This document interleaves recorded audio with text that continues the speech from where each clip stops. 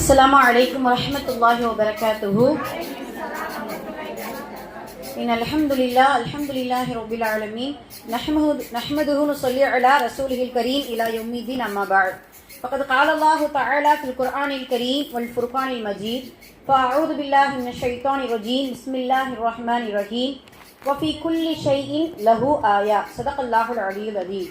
எல்லா புகழும் இறைவனுக்கே. அல்லாஹுடைய அன்பும் அருளும் என் பெருமானார் ரசூலை கரீம் ஸல்லல்லாஹு அலைஹி வஸல்லம் அவர்கள் மீதும் நம் அனைவரின் மீதும் என்றென்று நின்று நிலவட்டுமாக. ஆமீன். அல்லாஹுடைய கிருபையினால் நாம் எதை கேட்டோமோ எதை கேட்க இருக்கிறோமோ அதனை நம் வாழ்வில் செயல்படுத்தி அதை நாம் மற்றவர்களுக்கும் எத்தி வைக்கக்கூடிய நன்மக்களாகவும் வல்ல ரஹ்மான் நம் அனைவரையும் ஆக்கி அருள் புரிவானாக.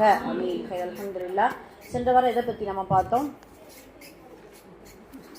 இந்த நோட்ஸ் இருக்காம சொல்லிடுறோம். சுவனத்திற்கு செல்லும் வழிகள் பெண்கள் அப்படின்னு சொல்லிட்டு நம்ம பார்த்தோம். சரிங்களா? ஹைர் அல்ஹம்துலில்லாஹ். இன்னைக்கு ஓதப்பட்ட குர்ஆன் வசனம் ரொம்ப அழகான முறையில் நிறுத்தி தர்த்திலோடு ஓதுனாங்க. மாஷா அல்லாஹ்.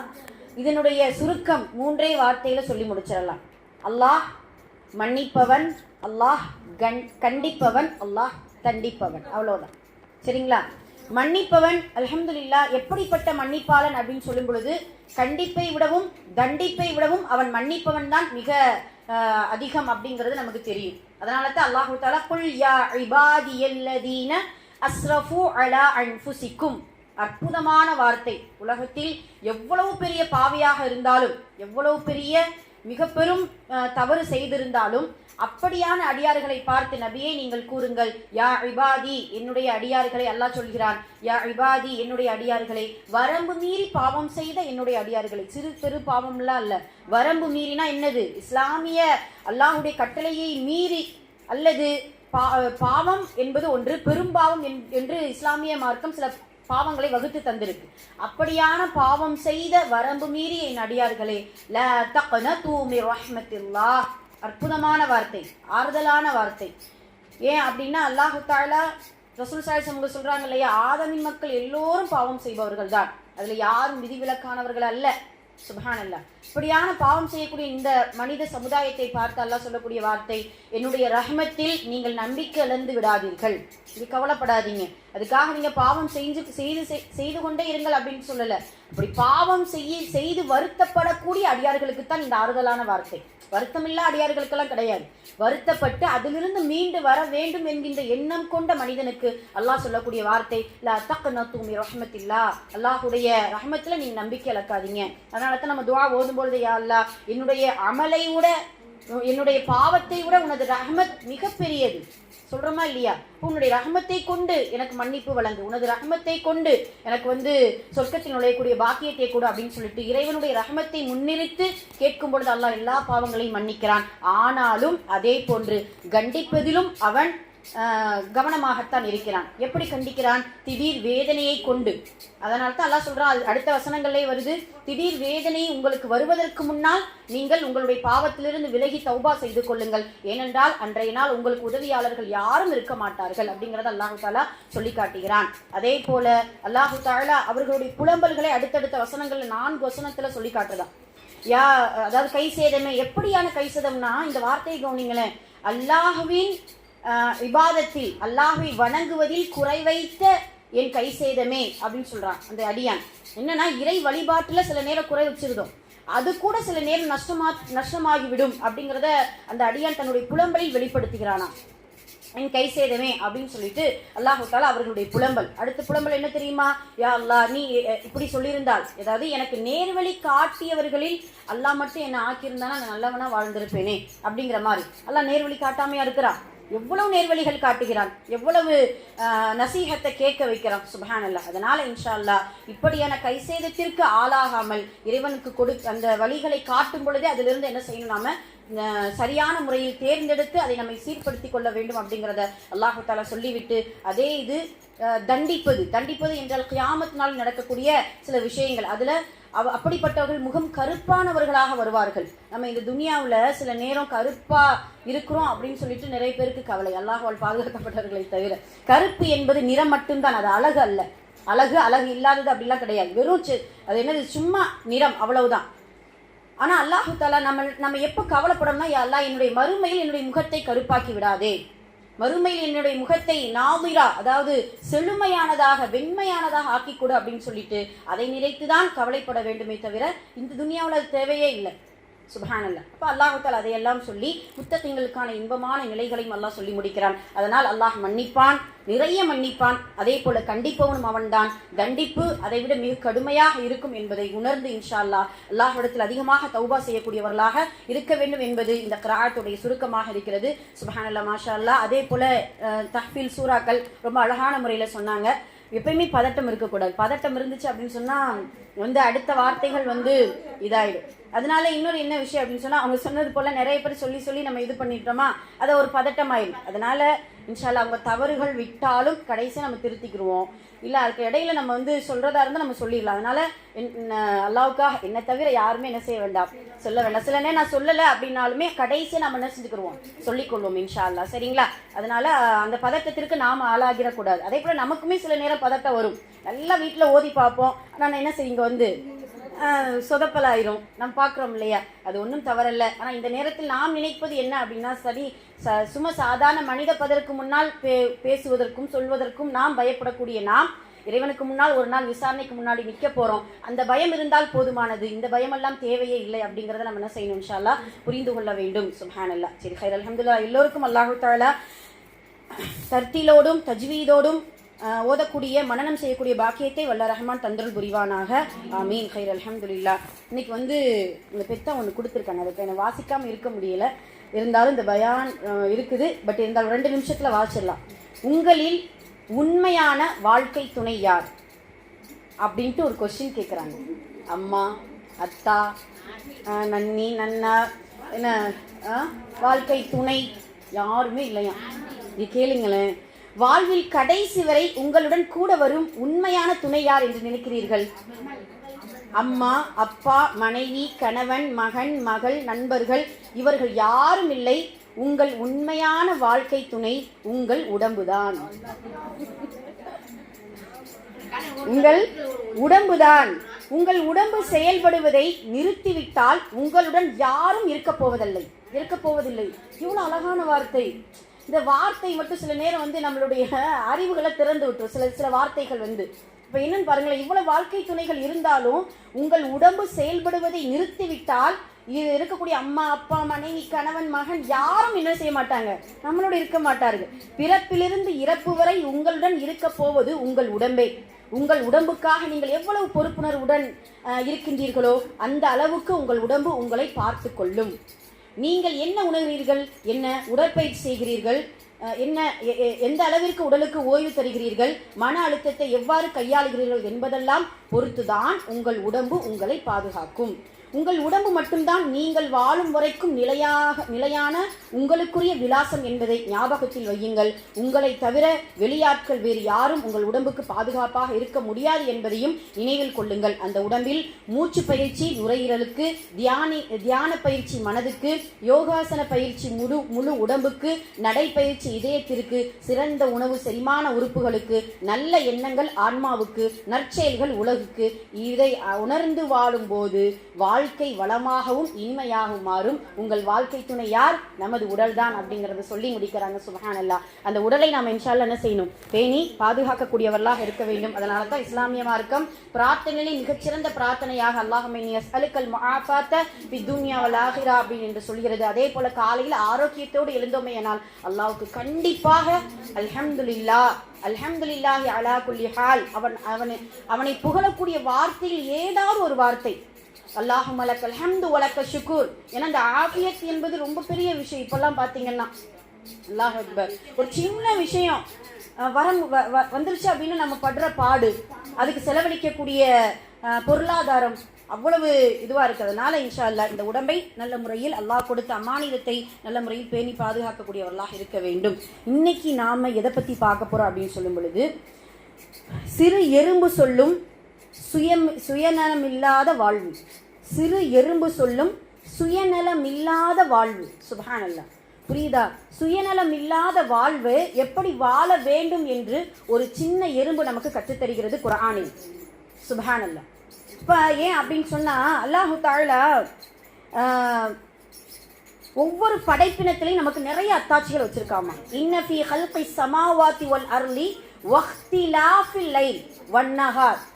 வானம் பூமி படைக்கப்பட்ட நாளிலிருந்து இந்த லைல் இரவும் பகலும் மாறி மாறி வருவதில் நிறைய அத்தாட்சிகள் உண்டு அப்படிங்கிறத அல்லாஹு தஆலா சூரா ஆல இம்ரானுடைய கடைசி பகுதியில் நமக்கு சொல்லி காட்டுவானா. அப்படி இருக்கும் பொழுது ஒவ்வொரு படைப்பினத்திலும் நமக்கு பல படிப்பினைகள் உள்ளன அப்படிங்கிறத முதல்ல சிந்திக்கணும். அதனால தான் அல்லாஹு தஆலா பகுத்தறிவு என்று சொல்லக்கூடிய 6ஆம் அறிவை நம்மளை விட மிகப்பெரிய யானைக்கோ மிகப்பெரிய விலங்கினத்துக்கோ கொடுக்கல. யானையெல்லாம் பார்த்தோன்னா நமக்கு அதனுடைய பார்வையில் நம்ம எறும்பு போலதான் அப்படின்னு நசுக்கி என்ன செஞ்சிடும், முடிச்சிடும்.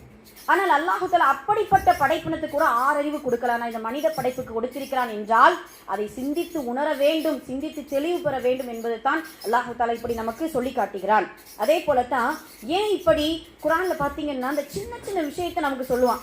சூரா நமல் அப்படின்னு சொல்லிட்டு எறும்பு, நஹல், தேனி, பக்கரா, மாடு, கழுதை, நாய், எத்தனையோ நாம எப்படி அற்பமா விலங்குகள் தானே ஐந்தறிவுகள் நினைக்கிறோம். 5 அறிவு ஜீவனை கொண்டு நமக்கு படிப்பினையை சொல்ற அல்லாஹ். இப்படி யோசிச்சு பாருங்களேன். ஒல் ஆதியாத் லுபஹா, குதிரையுடைய நன்றி உணர்வை சொல்லி இன்னல் இன்சான லிரப்பிஹி லகனூத், மனிதன் நன்றி இல்லாதவனாக இருக்கிறானே. குதிரையுடைய 5 அறிவு ஜீவனே உனக்கு நன்றியோடு இருக்கும்போது உனக்கு 6 அறிவு கொடுத்துருக்கிறல்ல, நீ நன்றி இல்லாம நடந்துக்கிறிய அப்படின்னு சொல்லிட்டு அல்லாஹ் தஆலா ஒவ்வொரு நேரமும் நமக்கு 5 அறிவு ஜீவனை ஒப்பிட்டு சொல்கிறான். இன்னொரு வசனத்துல நம்ம யோசிச்சு பார்த்தோம்னா, ஐயோ நம்ம சில நேரம் லக்கது கலக்குனல் இன்சான் அப்படின்னு நம்ம பெருமைப்பட்டுக்கிடுவோம். எப்படி பெருமை? லக்கது கலக்குனல் இன்சான், நாங்க தான் படைப்புலயே அழகான படைப்பு அப்படின்னு பெருமைப்படுறோம்ல. அதே போல அல்லாஹ் குர்ஆன்ல இன்னொரு இடத்துல சொல்ல வலக்கது கர்ரம்னா பனி ஆதம், ஆதமின் மக்கள் சங்கைப்படுத்தப்பட்டவர்கள் அப்படின்ட்டு நம்ம பெருமைப்பட்டிருக்கோம். ஆனா அல்லாஹ் இன்னொரு இடத்துல என்ன சொல்றாரு தெரியுமா? யார் பார்வை கொடுத்து நல்ல விஷயத்தை பார்க்கவில்லையோ, செவி கொடுத்து நல்ல விஷயத்தை கேட்கவில்லையோ, கல் அன்ஆம், அவர்கள் கால்நடைக்கு ஒப்பானவர்கள் அல்ல. அதை சொல்லிட்டு அல்லாஹ் சொல்றான், கல்லா கல்லா, அவர் அல்ல, அது கால்நடையை விட மோசமானவர்கள் அப்படிங்கறத அல்லாஹ் சொல்றான். இது எப்படி, இது இப்படிலாம் படிக்கும் போது லக்கது கலக்கல் இன்சான்லாம் என்ன, அப்ப ஏன் அப்படி இதெல்லாம் சொல்றான் அப்படின்னு சிந்திக்கும் போது பாருங்களேன், என்னன்னா நமக்கு சில நேரம் தற்பெருமை வந்துருது. தற்பெருமை வந்தது மட்டும் இல்லாம அந்த தற்பெருமை வந்தவுடன் சிந்தனை குறைந்து விடுகிறது. நம்ம பகுத்தறிவு கொடுக்கப்பட்ட மனித இனம்ங்கிறதை தெரியாம பெருமையோடு நடந்து கொண்டிருக்கிறோம். சுப்ஹானல்லாஹ். அப்ப இப்படி அல்லாஹ் தஆலா சிறு சிறு பூச்சிகளையும் சிறு சிறு எறும்புகளையும் சொல்லி சொல்லி நமக்கு படிப்பினையை கற்றுக் கொடுக்கிறான் என்றால் பாடங்கள் நிறைய உண்டு அப்படிங்கிறத நம்ம முதல்ல புரிஞ்சுக்கிறோம். இப்ப இன்னைக்கு நாம சுயநலமான வாழ்வுல நம்ம சிக்கிட்டு இருக்கிறோமா? பொதுநலம் அப்படிங்கிறது காலங்கள் ஆக ரொம்ப குறைந்து விட்டது. உறவுகளுக்கு மத்தியில், குடும்பத்திற்கு மத்தியில், சமுதாயத்திற்கு மத்தியில், நாட்டுக்கு மத்தியில் எல்லாம் குறைந்து விட்டது. அப்ப இந்த சுயநலம் என்பது இஸ்லாமிய மார்க்கத்துல இருக்கா இல்லையா அப்படின்னு கேட்டா இருக்குது. சுயநலமா வாழலாம். எப்ப வாழலாம் தெரியுமா? நம்ம துஆ செய்யும் போது என்னுடைய பாவத்துக்காக நான் சுயநலமா நிறைய துஆ செஞ்சுக்கிறலாம். அதே போல நம்ம துஆ செய்யக்கூடிய அந்த நேரத்தில் முதல்ல நமக்கு கேட்ட பின்னாடிதான் மற்றவங்களுக்கு பெற்றோர்களாக இருந்தாலும் அல்லாஹ் குர்ஆன்ல அப்படிதான் சொல்றான். என்னது நிறைய துஆக்கள் பார்த்தீங்கன்னா என்னையும் என்னுடைய பெற்றோர்களையும் ரப்பி ஃபிர்லி வலிவாலிதைய அப்படின்னு தான் வரும். என்னன்னா முதல்ல என்ன நீ மன்னிச்சிரு, அதுக்கப்புறம் என்னுடைய பெற்றோர்களை மன்னிச்சிரு. அப்ப சில விஷயத்துக்கு தான் நம்ம சுயநலமா இருக்கணும். ஆனால் பல விஷயத்திற்கு சுயநலமாக இருந்துவிட்டு சில விஷயத்துக்கு தான் நாம் என்ன செய்யறோம், பொதுநலமா இருக்கிறோம். இப்ப இப்படி இருக்கும் பொழுது அந்த நேரத்தில் மனித பண்பே அங்கு ஒன்றும் இல்லாமல் போய்விடுகிறது. அந்த நேரத்தில் அன்பு, அரவணைப்பு, கருணை, இரக்கம் எல்லாம் எடுத்துவிட போகிறது அப்படிங்கிறத நம்ம முதல்ல சிந்திக்கணும். அதனால் இந்த சிறு எறும்பு, இன்னைக்கு நம்மளுடைய சுருக்கத்தை தான் நான் உங்களுக்கு சொல்லிக் கொடுக்க போகிறேன். அந்த நம்மள் என்கின்ற சிறு எறும்பு நம்மை எப்படி படிப்பினைக்குள்ளாக்கப்பட்ட ஒரு படிப்பினை நமக்கு கொடுக்கிறது என்பதுதான் நமக்கான ஒன்றாக இருக்கிறது. சுப்ஹானல்லாஹ். நீங்க யோசிச்சு பாருங்களேன், நம்ம எறும்புன்ட்டு நம்ம சாதாரணமாக நினைக்கிறோம். இன்னைக்கு ஒரு செய்தி நான் இணையதளத்தில் படித்த செய்தி, ஹைதராபாத்தை சார்ந்த ஒரு 25 வயது நிறைந்த மனிஷா என்கின்ற ஒரு பெண் எறும்பின் மூலம் ஏற்பட்ட அச்சத்தின் காரணமாக சூசைட் பண்ணிட்டாங்களாம். கேள்விப்பட்டிருக்கலாம். என்ன அதுக்கு பார்த்தீங்கன்னா எப்படி அதுக்கு இங்கிலீஷில் என்ன சொல்கிறாங்க அப்படின்னு பார்த்தீங்கன்னா, மெக்கோஃபோமியா அப்படின்னு சொல்லிட்டு ஒரு வித்தியாசமான நோய். அந்த மெக்கோஃபோமியா என்ன அப்படின்னு சொல்லிட்டு நம்ம கூகுளில் தேடி பார்த்தா அது ஒரு விதமான பயத்தை ஏற்படுத்தக்கூடிய உணர்வாம். அது எந்த உணர்வுனா, சும்மா சாதாரணமாக இருக்கக்கூடிய பயத்தை விட அதிகமாக பயத்தை ஏற்படுத்தும். அது எந்த சிறு பொருளாக இருந்தாலும் விலங்காக இருந்தாலும் மனிதனுக்குள் அந்த ஃபோமியா இருக்கத்தான் செய்யுமா எல்லாருக்குமே. அப்ப அதை நம்ம உணர்ந்து அதுல இருந்து பாதுகாப்பு பெற்றுக்கொள்ள வேண்டும். அப்ப அந்த பெண் என்ன செய்து, ஒரு கடிதத்துல ஒரு குழந்தை இருக்குது போல, அந்த குழந்தையை நல்லபடியா பாத்துக்கோங்கன்னு தன்னுடைய கணவருக்கு லெட்டர் எழுதி வச்சுட்டு, எனக்கு இந்த எறும்பால் ஏற்படக்கூடிய அந்த பயத்தின் காரணமாக என்னால உயிர் வாழ முடியல அப்படின்னு சொல்லக்கூடிய அளவுக்கு எறும்பு, நம்ம சாதாரண நினைக்கிறோம் அப்படியே அடிச்சு தூக்கி போடுற மாதிரி, ஆனா அந்த எறும்பு பாதிப்பை ஏற்படுத்தும். அதே போல படிப்பினைகளை நமக்கு நிறைய கற்றுத்தரும். சுபஹானல்ல, யோசிச்சு பாருங்க, காதுக்குள்ள எறும்பு போனா நம்ம படுற பாரு கதையே முடிஞ்சிருச்சு. அம்மாடியோ, இரவு முழுக்க தூக்கத்தை இல்லாம ஆக்குறதுக்கு ஒரு எறும்பு போதும். காதுக்குள்ள போயிடுச்சுன்னா என்ன ஆகுறது, கரகர கரகர கரகர அப்படின்னு செஞ்சுட்டு என்ன செய்ய, நம்மளால தூங்க முடியாது. அதே போலத்தான் அந்த எறும்பை பத்தியான சுவாரஸ்யமான நிறைய விஷயங்கள் இருக்குது. அல்லாஹ் அக்பர். அல்லாஹ் எப்படி நுணுக்கமா படைச்சிருக்கான். இந்த இன்னைக்கு நம்மளை பத்தி பேசுறோம் இல்லையா, அதனால ஒரு அறிஞர் சொல்றாரு, ஒரு ஆராய்ச்சி செய்யக்கூடிய ஒரு அறிஞர் சொல்றாரு, உலகத்துல இருக்கக்கூடிய யானைகளை எல்லாம் ஒரு தட்டுல வச்சுட்டு எறும்பு கூட்டத்தை எல்லாம் ஒரு தட்டுல வச்சா எறும்பு கூட்டம் தான் அவ்வளவு இருக்குமா. 22,000 வகைகள் எறும்பு இருக்குது இந்த உலகத்துல. 22,000 வகைகள். சுப்ஹானல்லாஹ். அந்த எறும்புல நாமெல்லாம் பாக்குறோம் இல்லையா, எல்லாம் அதாவது ஆட்சி செய்யறது, தலைமைத்துவம் எல்லாமே ஆண்கள் தான் அப்படின்னு சொல்லிட்டு 2 படைப்பினத்துக்கு அல்லாஹ் தலைமைத்துவத்தை பெண்ணினத்துக்கு தான் கொடுத்திருக்கான். எறும்புக்கும் தேனீக்கும் எறும்புக்கும் தேனீக்கும் என்ன செய்யறான், அல்லாஹ் தலைமைத்துவத்தை பெண் இனத்துக்கு தான் கொடுத்திருக்கான். அது பாருங்களேன், அது என்னென்ன மாதிரியான அந்த கூட்டத்துக்குள்ள எப்படியெல்லாம் வாழுது அப்படின்னு சொன்னா, குயின் அப்படின்னு சொல்லிட்டு ஒரு அரசி எறும்பு இருக்குமா. குயின் அதுக்கு பேரு.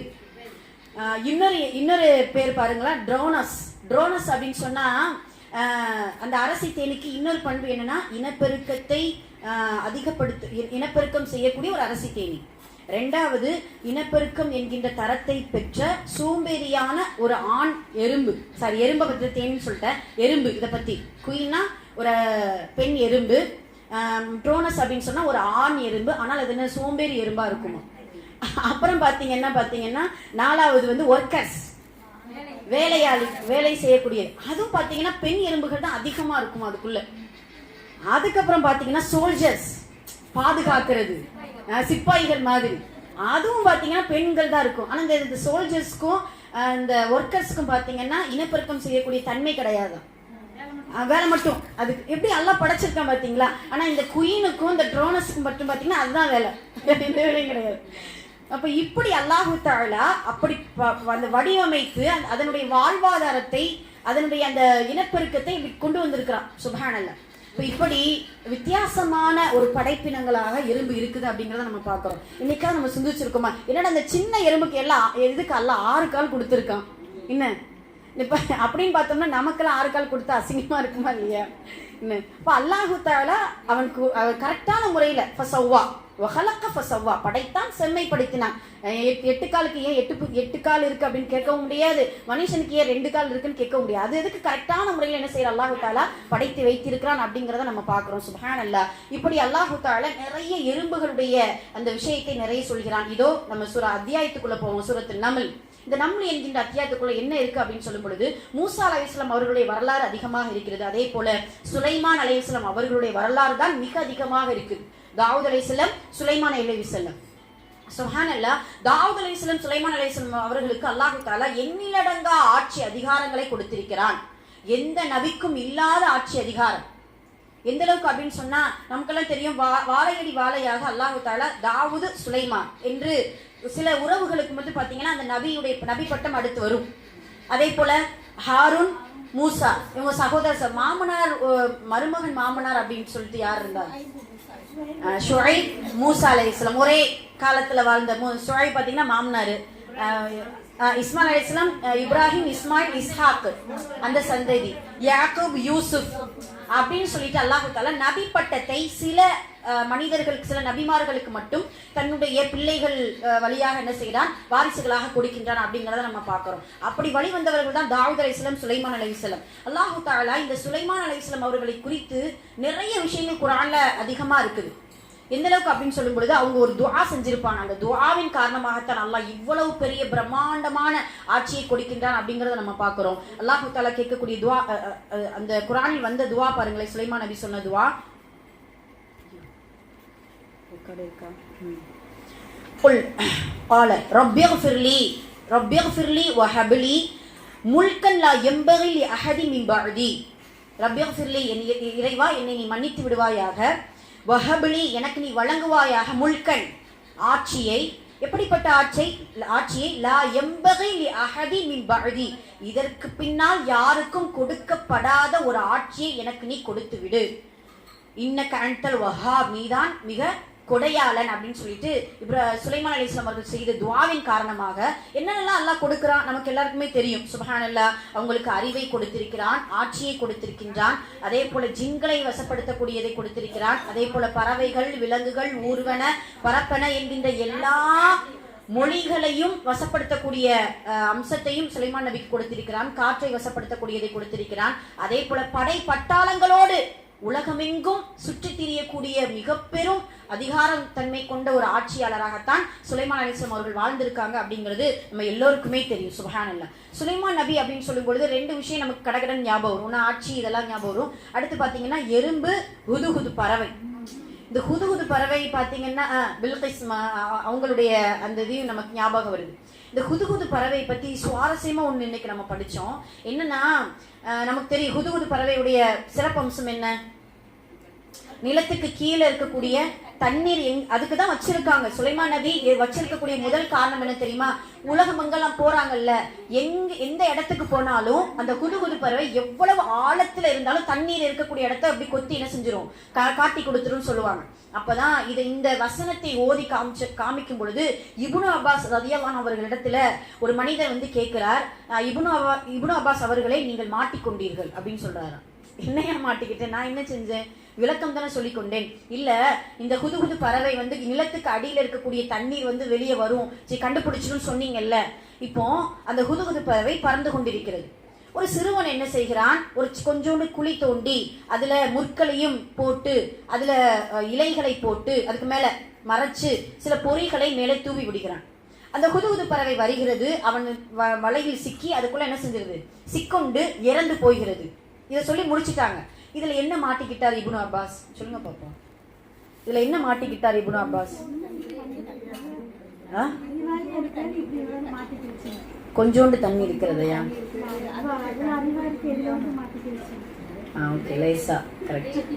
அதாவது அவ்வளவு அடியில இருக்கக்கூடிய தண்ணீரே ஹுதுஹுது பறவை கண்டுபிடிக்குன்னு சொன்னீங்களா இப்னு அப்பாஸ்? இங்க இருக்கிற சின்ன பொறியை கண்டுபிடிக்க முடியலையா அந்த ஹுதுஹுதால? பொறினா அதாவது அந்த அந்த வலை பொறினா அந்த பொறி இல்ல, பொறிக்கு தமிழ்ல இன்னொன்னு விதத்துல சொல்லுவாங்க, பொறி வச்சு புடிச்சேன்னு சொல்லுவாங்கல்ல, என்ன? ஆமா, இந்த பொறிய வந்து இந்த வலைய வந்து கண்டுபிடிக்க தெரியலையா ஹுதுஹுதுக்கு அப்படின்னு சொல்லும் பொழுதுதான் இப்னு அப்பாஸ் அழகான வார்த்தை சொன்னார். சுப்ஹானல்லாஹ், விதி வந்தவுடன் கண்கள் குருடாகி விடும் என்பதை நீ அறிய மாட்டாயா? இந்த வார்த்தை எப்படி யோசிங்க, விதி வந்து விட்டது என்றால் கண்கள் குருடாகிரும். நல்ல நேரா போய்கிட்டு இருக்கிறோம், எதுக்கு வர்றது இல்ல, பள்ளம் இல்ல ஒரு கல்லு கூட நமக்கு தெரிய மாட்டேங்குல்ல, விதி அவ்வளவுதான், அதை தடுக்கி விழுகணும்ட்டு நமக்கு வந்து எழுதி இருக்குது. என்ன நல்லா தான் போயிட்டு இருப்பாரு, லேசா என்ன செஞ்சிடும், ஏதாவது வந்து உரசிடும். என்னன்னா எல்லாமே சரியாதான் இருக்கும், விதி வந்து விட்டால் கண்கள் குருடாகிவிடும். அப்ப அந்த ஹுதுஹுது பறவை அந்த அந்த பொறியில தான் சிக்குண்டு இறந்து போகணும்னு சொல்லி விதி இருந்துச்சுன்னா அது குருடாகி விடும். இல்ல அப்படி எடுத்துக்காட்டுக்கு சொல்றாங்க, உங்களுக்கு புரியுதா? இப்படியும் ஒரு எடுத்துக்காட்டா அந்த மனிதர் சொல்கிறார். இப்படி ஒரு பொறி போட்டு ஒரு சிறுவன் புடிச்சிட்டான்னு நினைச்சுக்கோங்களேன். அப்ப புடிச்சிட்டான்னா இந்த அறிவு கூட ஹுதுஹுது பறவைக்கு வந்து இல்லாத பொழுது எப்படி அடியில இருக்கக்கூடிய தண்ணீரை கொண்டு வரும்? நீங்க தவறான விளக்கம் நீங்க சொல்றீங்க. ஏன்னா இந்த சொல்லக்கூடியவன் ஒரு ஹாரிஜியா என்றால் தலைமைக்கு கட்டுப்படாதவன். அவன் வந்து எந்த ஒரு குரானை ஏத்துக்க மாட்டா. இப்ப ஹரிஜியாக்கள் இருக்கிறாங்களே நிறைய பேர் நம்ம பாக்குறோமே, குரானுக்கு முரண் செய்வான், இது இந்த வேதம் இல்ல, இதுல நாங்க எக்ஸ்ட்ரா சேர்த்துக்கிறோம்னு சொல்லுவான். அப்படிப்பட்ட ஒரு மனிதன் என்ன செய்யறான், கேள்வி கேட்கிறான். சுப்ஹானல்லாஹ். இப்படி சில விஷயங்கள் சுலைமான் நபியுடைய அந்த வாழ்க்கையில நடந்திருக்கு அப்படிங்கறத நம்ம பாக்குறோம். இப்ப முக்கியமா நாம என்ன படிக்க போறோம் அப்படின்னா, இந்த எறும்பை பற்றி தான் நம்ம என்ன செய்யறோம், சில விஷயங்கள் பார்க்க போகிறோம். அல்லாஹு தஆலா ரசூல் ஸல்லல்லாஹு அலைஹி வஸல்லம் சொல்றாங்க, ஒரு காலத்தில் ஒரு நபி வாழ்ந்தாராம். பேர் சொல்லப்படாத நிறைய நபிமார்கள் வந்திருக்காங்கல்ல. அப்ப நபி வாழ்ந்து கொண்டு இருக்கும் போது ஒரு மரத்தடியில படுத்திருக்கிறாங்க. ஒரு குட்டி எறும்பு கடிச்சிருச்சு. கடிச்ச உடனே இதெல்லாம் பாத்தீங்கன்னா இப்னு கசீர்ல சூரா நம்மள இருக்கக்கூடிய சூறாக்களின் விளக்கமா இதுல நிறைய போட்டிருக்காங்க. கடிச்ச உடனே அவர் எழுந்து, ஐயோ என்னையவா நீ கடிச்சிட்டா அப்படின்னு சொல்லிட்டு தன்னுடைய சீடர்களை அழைத்து இந்த எறும்பையும் இந்த எறும்போடு சேர்ந்து இருக்கக்கூடிய புற்றிலையும் நெருப்பு வச்சிருங்கன்னு சொல்லிடுறாரு. சொன்ன உடனே நெருப்பு வச்சு முடிஞ்சிருது. அல்லாஹு தஆலா ஃபௌஹைனா இலைக், அவன் பக்கம், அதாவது அந்த நபியின் பக்கம் வஹி அனுப்பினான் அப்படின்னு சொல்லிட்டு வருது. அந்த நபி என்ன செய்யறாங்க, அந்த புற்றிலை நெருப்பு வச்சிடறாங்க. நெருப்பு வைத்த உடனே அல்லாஹு தஆலா வஹியை அனுப்பிக்கிறான். எப்படி அனுப்புறா அப்படின்னு சொன்னா, அல்லாஹ் சொல்லக்கூடிய வார்த்தை, அல்லாஹுவை தஸ்பீஹ் செய்யும் ஒரு பெரும் கூட்டத்தையே அழித்து விட்டீரே, உங்களுக்கு நோய்வினை தரக்கூடிய அந்த ஒரு எறும்பை மட்டும் என்ன செஞ்சிருக்கலாம், அதை கொன்னுட்டு மற்றதை நீங்க இப்ப விட்டுருக்கலாம்ல அப்படின்னு சொல்லிட்டு நான் சொல்றேன் வருது, கொஸ்டின் வருது, சரியா? அப்ப இப்படி ரசூல் அல்லாஹு தஆலா சொல்கிறான் என்றால் இதுல இருந்து நமக்கு தெரியக்கூடிய விஷயம் என்னன்னா, நாம எப்படி தஸ்பீஹ் செய்யறோமோ அதே போல எறும்புகளும் அல்லாஹ் என்ன செய்யுது, தஸ்பீஹ் செய்கிறது அப்படிங்கறத நம்ம கவனத்தில் எடுத்துக்கிறோம். ரசூல்ல 4 உயிரினத்தை கொல்லக்கூடாதுன்னு சொல்லியிருப்பாங்க. அதுல ஒன்று நமில், 2வது நஹல் எறும்பு, தேனி, அதே போல 3வது மரக்கொத்தி பறவை, 4வது பாத்தீங்கன்னா ஒரு சுவர் அப்படின்னு சொல்லிட்டு ஒரு பறவை. அது எந்த இனத்தை சார்ந்தது அப்படின்ட்டு தெரியல. பட் அந்த காலத்துல அரபு தேசத்துல அதிகமாக அந்த பறவை இருந்ததாக சொல்லப்படுது. இந்த 4 உயிரினங்களை என்ன செய்யக்கூடாது, கொலை. நான் சொல்றேன் அது எப்படின்னு சொல்றேன். கேள்வியே சஹாபாக்களே கேட்கிறாங்க பாருங்களேன். இந்த 4 விஷயத்தை என்ன செய்யக்கூடாது, உயிரினங்களை கொல்லக்கூடாதுன்னு சொல்லிட்டு ரசூலுல்லாஹ் சொல்றாங்க. இப்ப கொல்லக்கூடாதுன்னா அப்ப இதை அறிவித்த அந்த சஹாபிடத்துல, அதே இப்னு அப்பாஸ் அவர்களிடத்துல சஹாபாக்கள் கேட்கிறாங்க, இப்படி இப்னு அப்பாஸ் அவர்களே ரசூலுல்லாஹ் இப்படி சொல்லியிருக்காங்களே, எங்களுக்கு தீங்கு விளைவிக்கக்கூடிய, இப்ப ட்ரெஸ்ல ஒரு எறும்பு போயிடுச்சு, ஐயோ கொல்லக்கூடாதே அப்படின்னு சொல்லிட்டு அதை எப்படி எடுக்க முடியாது இல்லையே, ஏதாவது நசுக்கி இது பண்ணி எடுத்தாதான் அது செத்து போயிடும். அப்போ இப்னு அப்பாஸ் சொல்றாங்க, உங்களுக்கு தீங்கு தரக்கூடியதை தவிர அந்த இடத்துல தீங்கு நமக்கு இருக்குது, வேற வழி இல்ல. இப்போ நம்ம ஒரு மரம் வளர்க்குறோம், அந்த மரத்துல பாத்தீங்கன்னா பயங்கரமா கட்டெரும்பு ஏறுச்சுன்னா அது ஒண்ணுமே என்ன செய்ய முடியாது, வராது. அது மரத்தே இல்லாம கூட ஆக்கிரும். சில நேரம் பாத்தீங்கன்னா நம்ம வீட்டுல இருக்கக்கூடியது, வீட்டுல சின்ன பிள்ளைங்கள்லாம் இருப்பாங்க, நிறைய எறும்புகள் வரும். இப்ப இப்படியெல்லாம் இருக்கும்போது நமக்கு நோவினை தரக்கூடிய விஷயமாக இருந்தால் அதை நம்ம என்ன செய்யலாம், கொலை செஞ்சுக்கிறலாம். இதுல இன்னொரு, இது எதுக்காக ரசூலுல்லாஹ் கொலை செய்யக்கூடாதுன்னா எதுக்காக சொல்றாங்கன்னா, நெருப்பிலிட்டு இது பண்ணக்கூடாது, அதுதான் ரொம்ப தவறு. நம்ம சாக் பீஸ் கீச்சிரும், இல்ல வேற ஏதாவது பொடி, மூட்டை பொடி, இந்த மாதிரிலாம் என்ன செய்வோம், நம்ம உபயோகிப்போம். இது வேற விஷயம். நெருப்பு என்பது இறைவனுக்கு மட்டும்தான் பொருந்தும். அதாவது இறைவன் தான் அதை மற்றவங்களுக்கு படைப்பினங்களை வேதனை கொடுப்பதற்காக தயார் செஞ்சு வச்சிருக்கான். ஆனா நாம என்ன செய்யணும், ஒரு படைப்பிடமா இருந்து கொண்டு எந்த படைப்பினத்தை என்ன செய்யக்கூடாது, நெருப்பு வைக்க கூடாது அப்படிங்கிறது இந்த ஹதீஸுடைய விளக்கமாக இருக்குது. அதுதான் ரசூலுல்லாஹ் என்ன செய்யறாங்க, இந்த நம்லு என்கின்ற எறும்பையும் வீணாக தீயிட்டு கொளுத்தி என்ன செய்யக்கூடாது, கொலை செய்யக்கூடாது அப்படிங்கிறத ரசூலுல்லாஹ் சொல்லி காட்டுகிறார்கள். அதே போல இந்த நம்ல் என்கின்ற அந்த எறும்பு ஒரு முறை என்ன செஞ்சுச்சுன்னா, சுலைமான் நபி எப்பயுமே பாத்தீங்கன்னா படை பட்டாளத்தோடு எப்படி பயணிப்பாங்கன்னா, காலையில் சூரியன் உதயமானவுடன் ஜின் படைகள், மனித படைகள், பறவைகள் எல்லாம் அவங்களுடைய அந்த படை பட்டாளத்தோடு தான் போவாங்க, சும்மா தனியெல்லாம் போக மாட்டாங்க. எப்படி போவாங்கன்னா, சூரியன் உதயமாகும் பொழுது கிளம்பக்கூடிய அந்த பயணம், எந்த நாட்டில் சூரியன் மறைகிறதோ அந்த நாட்டில் தான் பயணமே முடியும். அந்த அளவுக்கு ஆட்சி அதிகாரத்தை அல்லாஹ் கைக்குள்ள கொடுத்திருந்த, உலகத்தையே ஆட்சி செஞ்சிருந்தாங்க சுலைமான் நபி. உலகத்தை ஆட்சி செய்தவர்கள் 4 பேர் அப்படின்னு படிச்சிருக்கோம் இல்லையா, அதில் ஒன்று சுலைமான் நபி. அப்ப அந்த சுலைமான் நபி என்ன செய்யறாங்க, ஒரு முறை இப்படிதான் மலைக்காக வேண்டி ஒரு இடத்துல மலை தொழுகலாம் அப்படின்னு சொல்லிட்டு தன்னுடைய படைகளோடு நின்று தொழுவதற்கு ஆயத்தமாகும் பொழுது ஒரு எறும்பு மல்லாக்கப்படுத்திருந்துச்சு. கால் 2 வானத்துல எப்படி இருந்துச்சு, எறும்பு குப்புறப்பட்ட எப்படி இருக்கும் யோசிச்சு பாருங்க. அப்போ அந்த எறும்பு, சுலைமான் நபி தான் அழகா அவங்களுடைய அந்த மொழிகளை எல்லாம் கேட்கக்கூடிய திறன் பெற்றவர்கள் அல்லவா. அப்போ அந்த எறும்பு செய்யக்கூடிய துவா, யா அல்லாஹ், நீ படைத்த படைப்பினங்களில் ஒருவன் தான் நான், எனக்கு நீ உணவளிக்கவில்லை என்றால் வேறு உணவளிப்பாளர்கள் யாரும் இல்லை. எனக்கு நீர் கொடுக்கவில்லை என்றால் நீர் கொடுப்பவர்கள் யாரும் இல்லை. யா அல்லாஹ், எனக்காக உன்னுடைய அருள் மலையை பொழிய செய்வாயாக அப்படின்னு சொல்லிட்டு அந்த துஆவை கேட்டவுடன் சுலைமான் நபி படைகள் எல்லாம் வாங்க நம்ம திரும்ப நம்ம நாட்டுக்கே போயிடுவோம், நம்ம இடத்துக்கு போயிடுவோம் அப்படின்னு சொல்லிட்டாங்க. சொன்ன உடனே எல்லாரும் கேட்குறாங்க, என்ன ஆச்சு சுலைமான் அவர்களே அப்படின்னு சொல்லும் பொழுது, நமக்கு நம்மளுடைய துஆ கேட்பதற்கு முன்னால், நாம் தொழுவதற்கு முன்னால் ஒரு எறும்பு என்ன செஞ்சிருச்சு, துஆ செஞ்சது, அதுவே போதுமானது அப்படின்னு சொல்லிட்டு போகக்கூடிய காட்சி நம்ம பார்க்கிறோம். சுப்ஹானல்லாஹ். இப்ப இதெல்லாம் நம்ம யோசிக்கும் பொழுது எறும்பு என்பது நிறைய பயன்பாட்டிற்கு அல்லாஹ் தஆலா படைத்திருக்கிறான். முக்கியமாக தஸ்பீஹ் செய்வதற்கும். இப்படி அந்த எறும்பு எப்பொழுதும் நாம் எப்படி நினைவு கூறிக்கொண்டே இருக்கிறோமோ அதே போல எறும்பும் அல்லாஹ்வை நினைவு கூறக்கூடிய ஒரு அற்புதமான ஒரு படைப்பு அப்படிங்கிறது நமக்கான படிப்பினையாக இருக்கிறது. சுப்ஹானல்லாஹ். அதே போலத்தான் அல்லாஹ் தஆலா இந்த எறும்பு அப்படி எதுக்கு பேர் வந்துச்சுங்கிறது கூட நமக்கு தெரியும். அந்த சூராவுக்கு ஏன் சூரத்து நம்ல் அப்படின்னு பேர் வந்துச்சு அப்படிங்கிறது நமக்கு தெரியும். சுலைமான் நபி என்ன செய்யறாங்க, போறாங்க, படையோடு போறாங்க. ஒரு எறும்பு கூட்டம். இதுல வார்த்தை நம்ம பார்த்து யோசிச்சு படிச்சோம்னா ரொம்ப சுவாரஸ்யமா இருக்குமா. காலத் அப்படின்னு ஒரு வார்த்தை, காலத் நம்ல் அப்படின்னா எறும்பு பேசியது அப்படின்னு வருது. இதுல காலன் இல்ல, காலத் அப்படின்னா ஒரு பெண் எறும்பு பேசியதா. வெறும் எறும்பு இல்ல, ஒரு பெண் எறும்பு என்ன செஞ்சிருக்கு, பேசியது அப்படின்னு சொல்லிட்டு வருது.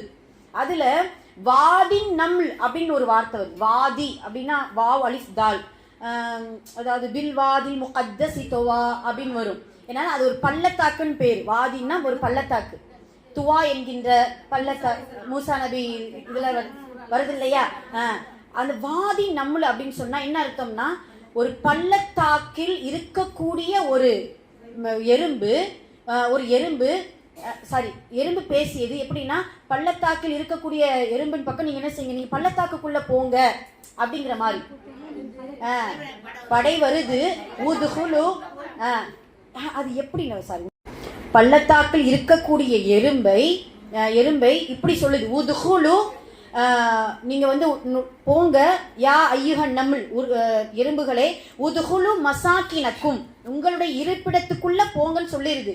ஆனா அதுக்கு முன்னாடி அல்லாஹ் அந்த எறும்புகளை அறிமுகப்படுத்துறதுக்கு வாதி நம்லுங்கிற அந்த வார்த்தையை சொல்றான்.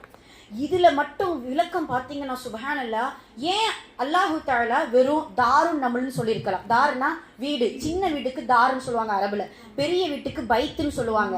அதே போல மசாக்கினக்கும் அப்படின்னா பொந்துன்னு சொல்லுவாங்க.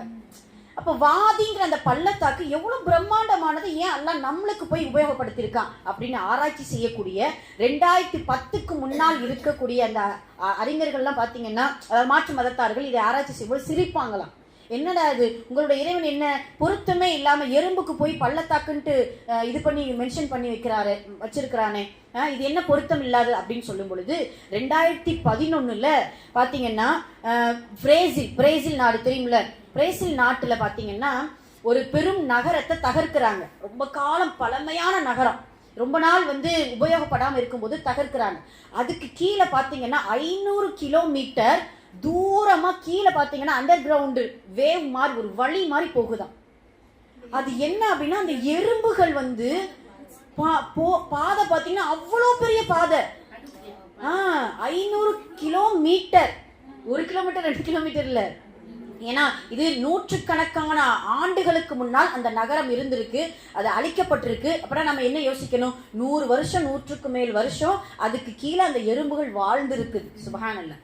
கட்டெரும்புனால அந்த எறும்புன்னு சொல்லும்போது ரொம்ப சகப்பெரும்புலாம் யோசிக்க கூடாது. ஒரு சில எறும்புகள் பாத்தீங்கன்னா மாமிசம் சாப்பிடக்கூடியது, மனித மாமிசம் சாப்பிடும். ஒரு பெரும் யானையவே என்ன செஞ்சிடும், ஃபுல்லா சாப்பிட்டு முடிச்சிடும் சில எறும்புகள் எல்லாம். சில எறும்புகள் நம்ம கட்டெரும்பு கடிச்சா எவ்வளவு பெருசு வீங்குது பாருங்க, அடிச்சு போட்டா செத்து போயிரும். அதை நம்ம கடிச்சுன்னா நம்ம கடுக்கிறதும் அது அப்படியே சிகப்பாகிறதும் அது இருக்கு இல்லையா. அப்ப இது மாதிரி அந்த அந்த நகரத்தை தகர்க்கும் பொழுது 500 கிலோமீட்டருக்கு அளவுக்கு அந்த வழி இருந்துச்சு அப்படிங்கறத நம்ம பாக்குறோம். இதுல இருந்துதான் வாதி நம்ல் இப்ப பொருத்தமா இருக்குதா, ஒரு பெரும் பள்ளத்தாக்கிற்குரிய ஒரு எறும்பு அப்படிங்கறத அல்லாஹ் தஆலா சொல்லி காட்டுகிறான் அப்படிங்கறது நமக்கு புரியுது. அந்த எறும்பு தான் உதுகுலு யா ஐயுஹன் நம்ல், எறும்புகளே, உதுகுலு மசாக்கினக்கும், உங்களுடைய பொந்துகளுக்குள்ள நீங்க என்ன செஞ்சுக்கோங்க, மறைஞ்சுக்கோங்க.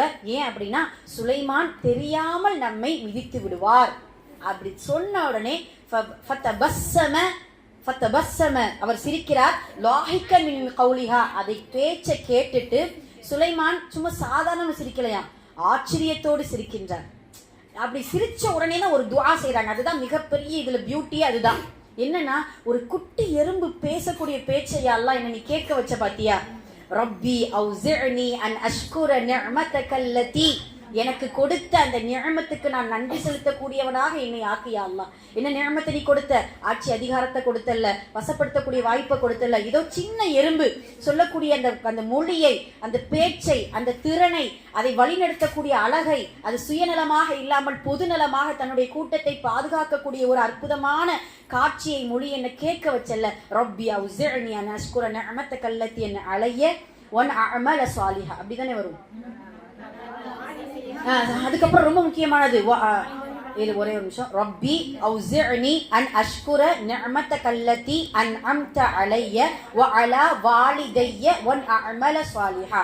வ அலா வாலிதையன்னு என்ன அர்த்தம், என்னுடைய பெற்றோர்களையும் என்னுடைய பெற்றோர்களுக்கும் நீ நன்றி செலுத்தக்கூடிய ஒரு நற்பாக்கியத்தை எனக்கு நீ கொடுத்த பாத்தியா.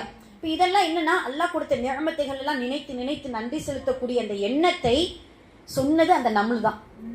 அந்த நம்மளுடைய மொழியை கேட்ட உடனே இதெல்லாம் உணர்கிறாரா. இதெல்லாம் சொல்லிட்டு அந்த கடைசி வார்த்தை தான் ரொம்ப மிகச்சிறந்தது. இந்த துஆ ரெண்டு மாதிரியா வரும், எல்லாம் ஒண்ணு போல கடைசி மாறும் பாத்தீங்களா. அதுல சுலைமான் நபி கடைசி கேட்டது வதுகுல்னி என்னை நீ நுழைவிக்க செய், பி ரஹ்மத்திக்க உனது ரஹ்மத்தை கொண்டு என்னை நுழைவிக்க செய், ஒபி இபாதிக்க சாலிஹீன் சாலிஹான நல்லடியார்களோடு என்னை நீ சேர்த்து விடு. சுப்ஹானல்லாஹ், இந்த நல்லடியார்களோடு சேர்த்து விடு யா அல்லாஹ், உன்னுடைய ரஹமத்தை கொண்டு என்னை நுழைவிக்க செய் அப்படின்னு சொல்லும் பொழுது மிகப்பெரிய வார்த்தை இதெல்லாம் இதை எப்படி யோசிக்கணும் அப்படின்னா, யூசுப் நபியை யோசிச்சு பாருங்க. அப்படித்தான் அவங்களும் துஆ செஞ்சாங்க. எப்படின்னா இந்த யூசுப் நபி வரலாறு அப்படியே படிச்சுட்டு வந்தோம்னா 101வது ஆயத்துல அவங்க செய்த துஆ இருக்குது, யூசுப் நபி செய்த துஆ. ஏன்னா நமக்கு அல்லாஹு தஆலா சில நிஅமத்துகளை அனுபவிக்கும் பொழுது ஷுக்ர் செய்யக்கூடிய உள்ளத்தையும் சேர்த்து கொடுக்கணும்ட்டு துஆ செய்யுங்க. ஏன்னா அல்லாஹ் குர்ஆன்ல சொல்லும் பொழுது அனிஷ்குர்லி வலிவாலி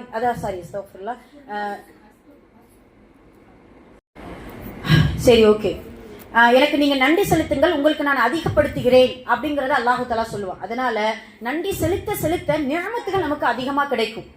அதே போலதான் யூசுப் நபியும் அவங்களுடைய எப்ப இந்த துஆ செய்யறாங்கன்னா, அவங்க கஷ்டப்பட்டு அடிமையா எடுத்து சந்தையில விற்கப்பட்டு செய்யாத தப்புக்கு சிறை கைதியாகி தன்னுடைய சகோதரர்கள் தன்னுடைய தந்தை எல்லாரையும் பிரிஞ்சு சகோதரர்களை எதிரியாக சில நேரம் ஆகி இந்த விஷயங்கள் எல்லாம் முடிந்து எல்லாரும் ஒன்று சேர்ந்து ஒற்றுமையாக அவர்களுக்கு சஜ்தா செய்யும் பொழுது இந்த துஆவை செய்வாங்களா. சுப்ஹானல்லாஹ், அந்த துஆவுடைய கடைசி வார்த்தை தான் அல்லாஹும்ம தவஃபனி மினல் முஸ்லிமீன் வ அல்ஹிக்னி பிஸ்ஸாலிஹீன், என்னை முஸ்லிம்களாகவே அன்றி நீ மரணிக்க செஞ்சிடாத, முஸ்லிமாகவே மரணிக்க செய்து நல்லோர்களுடன் என்னை நீ எழுப்புவாயாக அப்படின்ட்டு துஆ செய்வாங்க.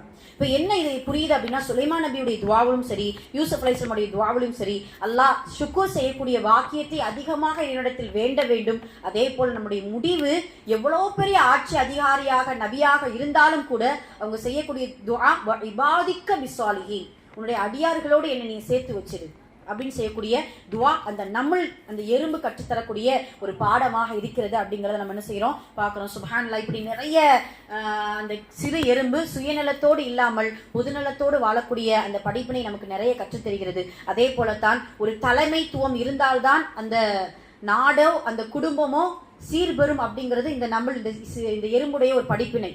ஏன் அப்படின்னா அது என்ன செய்யுது, அது அந்த தேர் வரும் பொழுது, அதாவது அவங்களுடைய ஊர்வலம் வரும் பொழுது அது என்ன அந்த எறும்பு நினைச்சிருந்தா என்ன செஞ்சுக்கலாம், தன்னை மட்டும் காப்பாத்திட்டு போகலாம். யா ஈகன்னமில் எறும்பு கூட்டமே அப்படின்ட்டு ஏன் சொல்லணும். இப்ப ஒரு தலைமைத்துவம் இருந்தால்தான் அந்த கூட்டம் அந்த அந்த மஷ்வராவே ரொம்ப அழகா இருக்கும் அப்படிங்கறது நமக்கு புரிய வருது. சுப்ஹானல்லாஹ், அதே போல அதுக்கு தலைமைத்துவத்துக்கு கட்டுப்பட்டுச்சு பாத்தீங்களா, அது மிகப்பெரிய ஒன்று.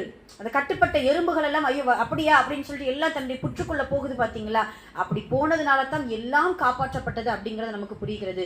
அதே போல சுயநலத்தோடு இல்லாமல் பொதுநலத்தோடு அந்த எறும்புகள் செயல்பட்டு இருக்கிறது அப்படிங்கிறது ஒரு சின்ன எறும்பு தான். அந்த சின்ன எறும்பிலிருந்து இந்த 6 அறிவு கொண்ட இந்த மனித படைப்புக்கு அல்லாஹ் தஆலா அவ்வளவு படிப்பினைகளை கொடுத்திருக்கிறான். இன்னும் நிறைய படிப்பினைகள் இருக்குது. நேரத்தின் காரணமாக நாம் என்ன செய்கிறோம், சிறுகுறோம். அல்ஹம்துலில்லாஹ். சரி ஓகே ஹைர், அல்ஹம்துலில்லாஹ். அல்லாஹ் தஆலா நமக்கு சுயநலத்தோடு வாழக்கூடிய பாக்கியத்தை வல்ல ரஹ்மான் நம் எல்லோருக்கும் தந்தருள் புரி. சுயநலம் இல்லாமல் பொதுநலத்தோடு வாழக்கூடிய பாக்கியத்தை வல்ல ரஹ்மான் நம் எல்லோருக்கும் தந்தல் புரிவானாக.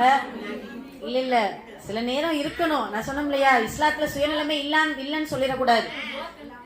யோசிச்சு பாருங்களேன், கல்வி கத்து கொடுக்கறதே ஒரு சுயநலம் தான். ஏன்னு சொல்லுங்க, வேணும் நன்மை வேணும். யோசிச்சு பாருங்களேன், எல்லாமே தான். குடும்பத்தை நம்ம பாக்குறோம் அப்படின்னா அந்த நேரத்துல சுயநலம். ஆனா சில நேரம் உதவி செய்யும் பொழுது, சில நேரம் மனிதர்களிடத்தில் மனிதாபிமானத்தோடு நடந்து கொள்ளும் பொழுது பொதுநலத்தோடு நம்ம என்ன செய்யணும், இன்ஷா அல்லாஹ் நடந்து கொள்ள வேண்டும். அதே போல நம்முடைய சமுதாயத்தை இனத்தை காப்பாற்றும் பொழுதும் பொதுநலத்தோடு நடந்து கொள்ள வேண்டும் என்பது இந்த எறும்பு சொல்லும் அற்புதமான ஒரு பாடம். எல்லாம் வல்ல அல்லாஹ் இப்படி பாடங்களையும் படிப்பினைகளையும் நிறைந்த இந்த வசனங்களையும் இந்த குர்ஆனையும் அதிகமாக சிந்திக்கக்கூடிய பாக்கியத்தை வல்ல ரஹ்மான் நம் எல்லோருக்கும் தந்தல் புரிவானாக. நாம் எதை கேட்டோம் அதன்படி நடக்க நம் எல்லோருக்கும் அல்லாஹ் தௌஃபீக் செய்வானாக. அகுலு கௌலி ஹாதா அஸ்தக்ஃபிருல்லாஹ் லனா வ லக்கும் வ ஆখির தஅவானா அல்ஹம்துலில்லாஹி ரப்பில் ஆலமீன். அஸ்ஸலாமு அலைக்கும் வ ரஹ்மத்துல்லாஹி வ பரகாத்துஹு.